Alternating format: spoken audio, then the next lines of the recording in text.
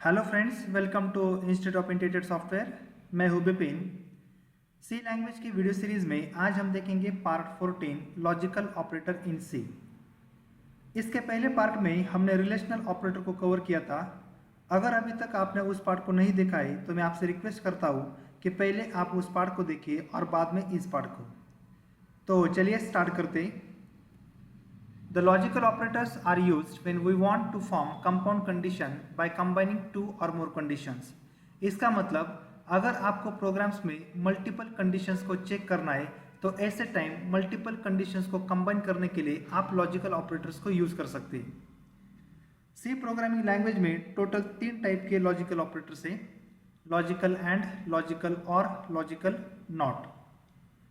तो हम सबसे पहले लॉजिकल एंड को समझते हैं। जब भी आप प्रोग्राम्स में मल्टीपल कंडीशंस कंबाइन करने के लिए लॉजिकल एंड का इस्तेमाल करेंगे तो ऐसे समय अगर आपकी सारी कंडीशंस ट्रू होती है तो ही आपका आउटपुट ट्रू हो जाएगा। लेकिन अगर आपकी एक भी कंडीशंस फॉल्स होती है तो ऐसे टाइम आपका आउटपुट फॉल्स हो जाएगा। आउटपुट ट्रू होने पर हमें प्रिंट होगा 1 और आउटपुट फॉल्स होने पर हमें प्रिंट हो जाएगा 0। ज़्यादा डिफिकल्ट नहीं है, आपको सिर्फ देखना है कि सारी कंडीशंस ट्रू है या नहीं। अगर सारी कंडीशन ट्रू होती है तो ट्रू, अगर एक भी फॉल्स हो जाती है तो फॉल्स। इसको हम एक एग्जांपल के जरिए समझते हैं। तो मैं यहाँ पे टर्बो सी पे एग्जांपल करता हूँ। सबसे पहले header file #include stdio.h, second file #include con.io.h, उसके बाद मेन फंक्शन। आउटपुट की स्क्रीन को क्लियर करने के लिए CLR SCR फंक्शन और आउटपुट को होल्ड करने के लिए getch फंक्शन। अब मैं यहाँ पे 3 वेरिएबल डिक्लेयर कर देता हूँ। पहला वेरिएबल इंटीजर x, उसमें वैल्यू असाइन कर देता हूँ 10। सेकंड वेरिएबल y, उसमें असाइन कर देता हूँ 20 और थर्ड वेरिएबल z, उसमें असाइन कर देता हूँ 10। अब हम इस प्रोग्राम्स में लॉजिकल एंड के थ्रू कुछ कंडीशंस को चेक करेंगे। तो कंडीशन चेक करने के लिए मैं यहाँ पे printf में ही डाल देता हूँ। printf डबल कोट में मैं यहाँ पे एक मैसेज डालता हूँ लॉजिकल एंड, उसके बाद %d और कॉमा करके मैं यहाँ पे 2 कंडीशंस को चेक करता हूँ। जैसे कि पहली कंडीशंस x == z और सेकंड कंडीशंस y > z। तो यहाँ पर मैंने 2 कंडीशंस डाली है। अब इन दोनों कंडीशंस को कंबाइन करने के लिए मैं लॉजिकल एंड का इस्तेमाल करता हूँ। दोनों के बीच में सिर्फ एंड को डाल दीजिए तो ये दोनों कंडीशंस कंबाइन हो जाएगी। इस पूरे कंडीशंस को मैं और एक ब्रैकेट डाल देता हूँ, ओपन और यहाँ पे क्लोज। अब इसका आउटपुट क्या आएगा, हमें चेक करना है कि सभी कंडीशंस ट्रू है या नहीं। अगर ट्रू होती है तो 1, अगर नहीं होती है तो फॉल्स। तो पहली कंडीशन x == z, x की वैल्यू 10 है, z की वैल्यू भी 10 है, वैल्यू इक्वल है तो ये ट्रू हो जाएगी। और second conditions y > z, y की वैल्यू 20 है, z की वैल्यू 10 है, मतलब ये भी कंडीशंस ट्रू हो जाएगी। यहाँ पर दोनों भी कंडीशंस ट्रू हो रही, इसका मतलब हमारा फाइनल आउटपुट भी ट्रू आएगा, तो हमें आउटपुट में प्रिंट हो जाएगा 1। मैं और एक कंडीशंस को चेक करता हूँ। इसके लिए फिर से printf डबल कोट में एक मैसेज डाल देता हूँ लॉजिकल एंड, उसके बाद %d। आउटपुट न्यू लाइन के लिए मैं यहाँ पे /n को डाल देता हूँ। अब यहाँ पे मैं फिर से 2 कंडीशंस को चेक कर देता हूँ। जैसे कि पहली conditions x > y, second conditions y > z और इसको कंबाइन करता हूँ लॉजिकल एंड से। इसको भी मैं ओपन क्लोज ब्रैकेट में क्लोज कर देता हूँ।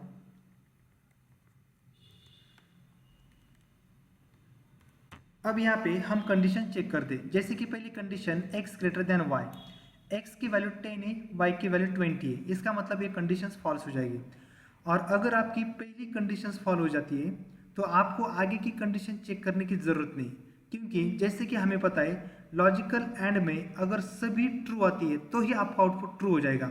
लेकिन यहाँ पर पहली ही कंडीशंस फॉल्स हो गई, इसका मतलब हमारा फाइनल आउटपुट भी फॉल्स आ जाएगा। और अगर आउटपुट फॉल्स है तो हमें यहाँ पे प्रिंट हो जाएगा 0। मैं इसको आपको रन करके दिखाता हूँ तो आपको आउटपुट में प्रिंट हो जाएगा 1 0। ठीक है, आसान सा कोड था। अब हम सेकंड ऑपरेटर को देखते हैं। हमारा सेकंड ऑपरेटर है लॉजिकल और। तो लॉजिकल और का लॉजिक क्या है? लॉजिकल और में एक भी कंडीशन ट्रू होती है तो भी आपका आउटपुट ट्रू आ जाएगा। अगर सारी की सारी कंडीशंस फॉल्स होती है तो ही फॉल्स होगा। तो एंड में और में क्या डिफरेंस है? एंड में सभी कंडीशंस ट्रू होनी चाहिए तब भी आपका आउटपुट ट्रू हो जाएगा, लेकिन और में अगर एक भी कंडीशंस ट्रू होती है तब भी आपका आउटपुट ट्रू हो जाएगा। तो इसको भी हम एक एग्जांपल के जरिए समझते हैं। मैं इसी प्रोग्राम्स में चेंज कर देता हूँ, जैसे कि एंड की जगह पे यहाँ पे मैसेज डाल देता हूँ और यहाँ पर भी एंड की जगह पे मैसेज डाल देता हूँ और ऑपरेटर का हम सिंबल चेंज करते हैं। तो यहाँ पे एंड की जगह पे और का साइन, यहाँ पर भी और का साइन। अब हमें क्या देखना है? सिर्फ एक ही कंडीशन ट्रू होती है तब सारा आउटपुट हमें ट्रू प्रिंट हो जाएगा। तो यहाँ पर अगर आप देखोगे पहली कंडीशंस में x = z है, इसका मतलब 10 = 10, ये कंडीशन ट्रू हो गई। मतलब यहाँ की पहली ही कंडीशन ट्रू हो गई, तो आपको आगे की कंडीशंस देखने की जरूरत नहीं, क्योंकि और में कैसा है, एक कंडीशन ट्रू हो जाती है तब भी आपका आउटपुट ट्रू आ जाएगा। तो इसमें भी हमें 1 प्रिंट हो जाएगा। अब हम सेकंड को देखते हैं। सेकंड x > y, ये कंडीशन फॉल्स है। 10 > 20 कंडीशन फॉल्स है। हम आगे की देखती है। y > z, तो 20 > 10 ये कंडीशन ट्रू है। इसका मतलब इन दोनों में से सेकंड वाली कंडीशन ट्रू है, और यहाँ पर एक और में एक भी कंडीशन ट्रू होती है तो आपका आउटपुट में 1 प्रिंट हो जाएगा। मैं आपको यहाँ पर और एक कंडीशन डाल के दिखाता हूँ। /n लॉजिकल और %d, कॉमा, यहाँ पर मैं पहली कंडीशन डाल देता हूँ x > z, इसको और से ज्वाइन कर देता हूँ। सेकंड कंडीशन y <z, और पूरे कंडीशंस को एक होल ब्रैकेट डाल देता हूँ। अब यहाँ पर अगर आप कंडीशन चेक करेंगे ना, तो पहली कंडीशन फॉल्स हो जाएगी, x > z, 10 इक्वल है, वो ग्रेटर नहीं है। और सेकंड कंडीशन y z, तो ये भी कंडीशंस फॉल्स है। मतलब यहाँ के पूरे कंडीशंस फॉल्स हो गई, और अगर टोटल कंडीशंस फॉल्स होती है तो आउटपुट में प्रिंट हो जाएगा 0। इसका मतलब अगर मैं इस कोड को एग्जीक्यूट करता हूँ तो आउटपुट में मुझे प्रिंट हो जाएगा 110। अब मैं इसको रन करके देखता हूँ। कंट्रोल F9, यहाँ पर एक एरर आ गया है, तो देखते हैं हम क्या है। स्टेटमेंट मिसिंग, हमारा सेमीकोलन मिस हो गया है इस लाइन पे।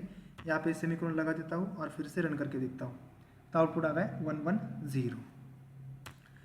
अब हम थर्ड ऑपरेटर को देखते हैं। हमारा थर्ड ऑपरेटर है लॉजिकल नॉट। ये बहुत ही सिंपल है। आपको सिर्फ क्या करना है, अगर कंडीशन ट्रू होती है तो उसके अपोजिट फॉल्स करना है, और अगर कंडीशन फॉल्स होती है तो उसे ट्रू करना है। मतलब अपोजिट है, ट्रू है तो फॉल्स, फॉल्स है तो ट्रू। तो इसे भी मैं आपको एक एग्जाम्पल के जरिए समझाता हूँ।